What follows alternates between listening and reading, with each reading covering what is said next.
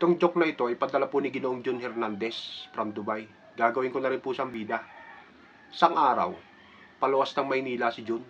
Galing siya ng San Miguel, Bulacan. Ngayon, nung nakasakay na siya ng bus, habang nasa kalagitnaan ng biyahe, yung bus na kanyang sinasakyan, ay bigla siyang natay. Tinawag niya ngayon yung konduktor. Lumapit naman ito.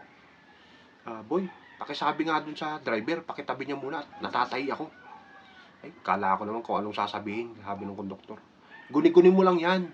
Sabi nung sabay talikod. Kaya itong si John, medyo nainis.